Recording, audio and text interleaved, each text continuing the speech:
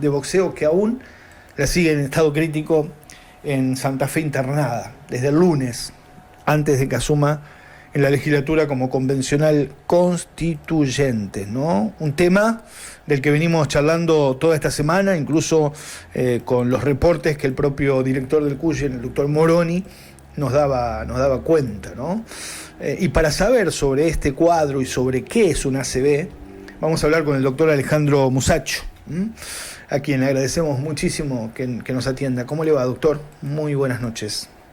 Buenas noches, ¿cómo estás? Bien. ¿Todo bien? Yo en octubre va a ser 9 años que tuve un ACV isquémico, doctor, y quedé más o menos, estoy en rehabilitación, pero puedo caminar, puedo andar, y casi me abren el cerebro para deshincharlo. Creo que a la locomotora le pasó más o menos lo mismo y tuvieron que intervenirla quirúrgicamente. ¿Puede ser? ¿Cuántos años tenés? Yo tengo 51, doctor. Mirá que bien. ¿Y qué tenías? ¿Una hipertensión arterial? De todo un poco. ¿Una fibrilación auricular? Puede ser que haya sido algo de eso, como una trombosis que me hizo una herida de una operación en la rodilla menisco, pero mucho no entiendo de la situación.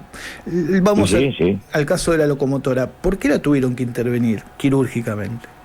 No, esto es aparte el ACV isquémico produce un infarto. A ella llegó tarde, no se pudo hacer lo que nosotros hacemos habitualmente, intentar primero con un fibrinolítico, que es una sustancia que, pues sabés que el coágulo, su esencia es fibrina más plaquetas.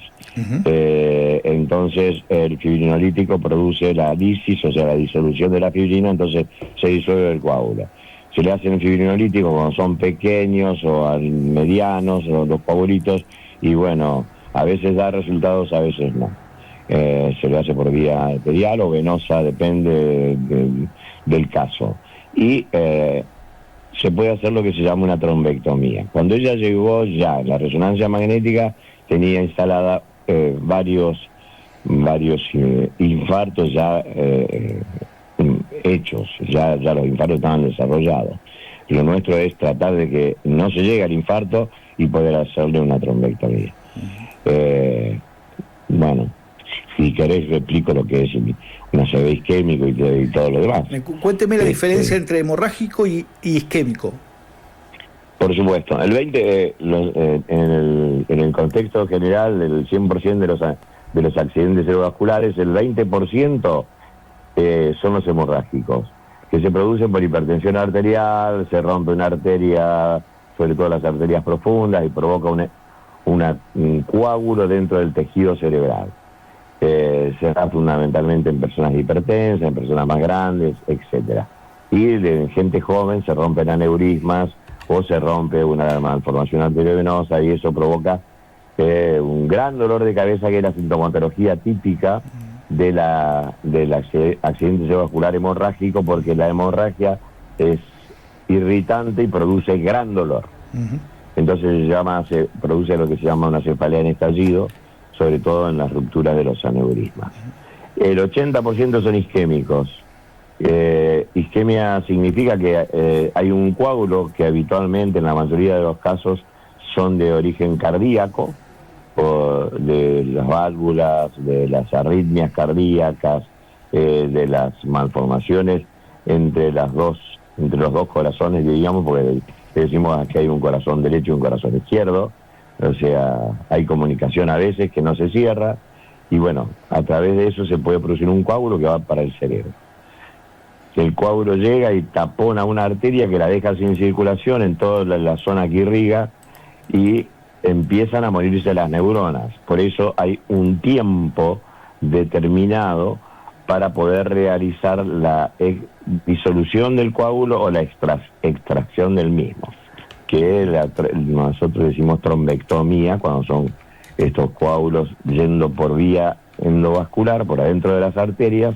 Hay dispositivos que lo toman al coágulo y se lo sacan. Uh-huh. No se pudo realizar ninguna de esas dos cosas. ¿Por qué? Porque cuando se llega tarde, o sea, llega fuera de ventana, como se dice, como está nombrado, fuera de tiempo, diríamos, tenemos 4 horas, esa zona isquémica, o sea, con falta de circulación, no tiene oxígeno, no tiene alimentación, y al no tener oxígeno se desvirtúa. Hay una barrera que se llama barrera hematoencefálica entre la sangre y las células.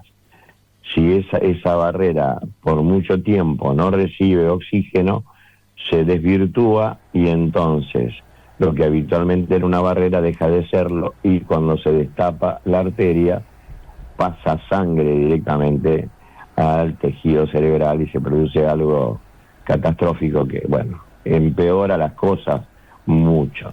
Entonces por eso se dice. Le pregunto, doctor, desde la ignorancia, ¿por qué en el Cuyen? ¿Por qué la llevan ahí?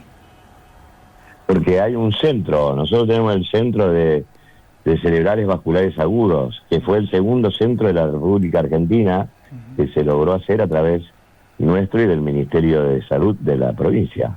El primero en Tucumán. Está bueno saberlo. Claro, el primero se hizo en Tucumán, el segundo nosotros, después siguió Neuquén, Córdoba, y la mayoría de los centros eran privados, no eran públicos. Obviamente nosotros tenemos centros en los sanatorios, obviamente, pero en la gente donde tienen la multitud, la mayor cantidad de gente y de público, en el hospital público. Sí, tal cual. Y hay que beneficiar a la gente en la parte pública. Es decir, que si y encima la gente no tiene recursos. Si la locomotora llegaba enseguida, con fármacos quizás ese coágulo... No, el tema es que... ¿Se disolvía? Yo creo que ella ya... ella se acuesta y se despierta ya con el déficit motor que tenía. Lo que pasa es que el déficit motor era provocado en el hemisferio derecho, y el hemisferio derecho no es el hemisferio dominante, diríamos, para la parte del lenguaje y todo lo demás. O sea, ella estaba consciente y estaba produciéndose ya un infarto. Cuando llegó, ya se le había producido. Claro, o sea que indudablemente estaba fuera de ventana. Me pasó lo mismo. En ese lado me dio a mí, yo estaba consciente, pero me iba debilitando hasta caer al suelo. ¿Y ella va a tener secuelas si sale de esta? Bueno, el tema es que ella tuvo algo mucho más grave que vos. O sea, se le tapó la arteria cerebral media y no ha tenido colaterales de ninguna clase, y nadie le destapó. No pudimos llegar porque ya cuando estaba en el hospital, en la resonancia tenía ya el infarto instalado. O sea que habían pasado más de 4 horas, seguro. Sí. Llegó con 8 horas porque se despertó y apareció con eso. Y la llevaron primero al SAMCO de Santo Tomé, después la trajeron, esperaron la ambulancia y después la trajeron al hospital. Algunos dicen... Entonces ya tenía infartos instalados, y el infarto mayor se terminó de hacer porque tiene una problemática. Ella es una vascular seguro, porque se ve en la resonancia magnética que tiene una patología vascular severa con una calcificación, y está afinada el calibre de la arteria carótida acá en la parte cervical, sobre todo en la carótida interna, que es la arteria que va al cerebro. ¿Puede ser que producto de su deporte, de recibir golpe, haya quedado algún tipo de daño y haya causado esto? No creo. Yo creo que esto es algo... sobre todo viste, aparece una persona hipertensa y vos tenés que hurgar en por qué viene la hipertensión en ese paciente. Y seguramente la parte hereditaria se transmite y a los 47 años ya es una persona adulta y le transmite. Yo he visto personas más jóvenes con patología vascular. Que es parte de la herencia de cada uno, que uno tiene que fijarse en el bagaje que tiene detrás, que es los abuelos, los papás, los tíos, todo eso, si son vasculares, y vos, con tu experiencia, ¿quién era vascular en tu familia? Sí, mi abuela murió de un ACV, así que sí, hereditario. Y fíjate vos, entonces tenés a alguien, entonces siempre tenés la posibilidad de tener una herencia. Ajá. En tu caso a lo mejor fue un problema venoso, qué sé yo, se desprendió de las venas, pasó... hizo una comunicación interventricular y se mandó un coagulito y se fue al cerebro.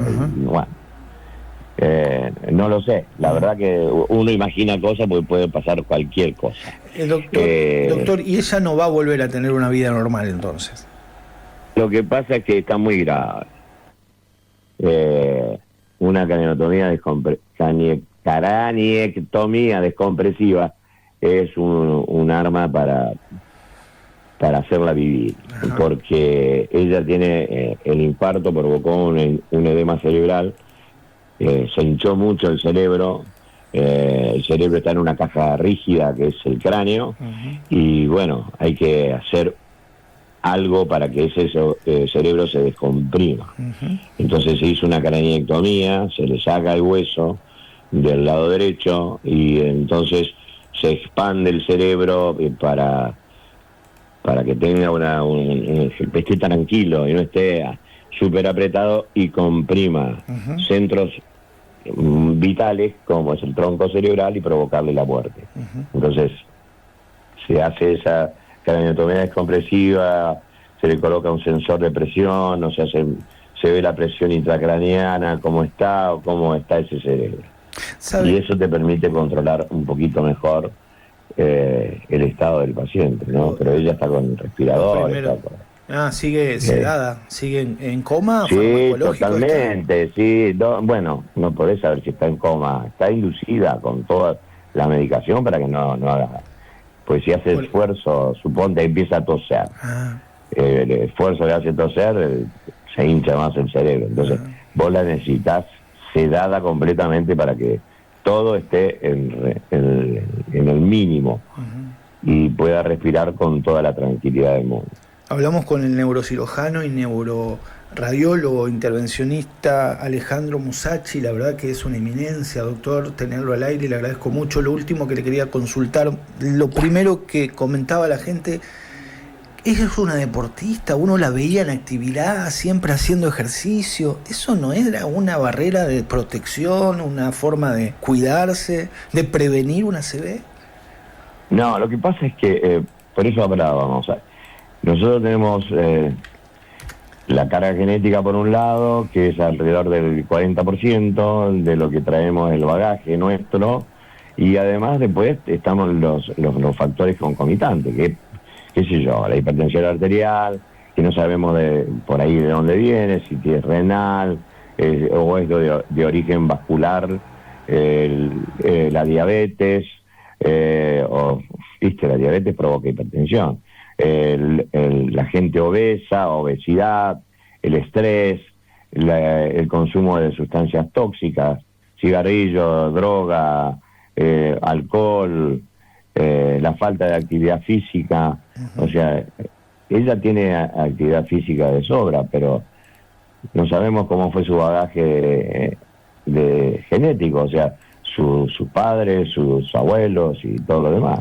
Y no sabemos, yo sé que es hipertensa, leve, pero es una hipertensa leve, eso es lo que nos comentaron recién. O sea que indudablemente es una vascular, y además se ve que es una vascular, porque lo vimos en la resonancia. En la resonancia se ve que la carótida derecha, que es la que le provocó el ACV, tiene una estrechez y está totalmente estrecha. Y creo que se terminó de tapar la carótida, hasta en el cuello. Se viralizó también que aparentemente ella tomaba anabólicos para tener el cuerpo que tenía. ¿Puede ser esa una causal? No sé. La verdad que no hay nada publicado relacionado con eso. Yo dije en un momento dije, puta, a lo mejor el anabólico pero es una mujer muy joven, no sé si estará con menopausia. O viste que las mujeres menopáusicas dejan de tener las hormonas en el estado óptimo, y las hormonas femeninas protegen muchísimo a las mujeres de los problemas vasculares y los problemas óseos. O sea, cuando entran a la menopausia pueden tener osteoporosis y problemas vasculares severos.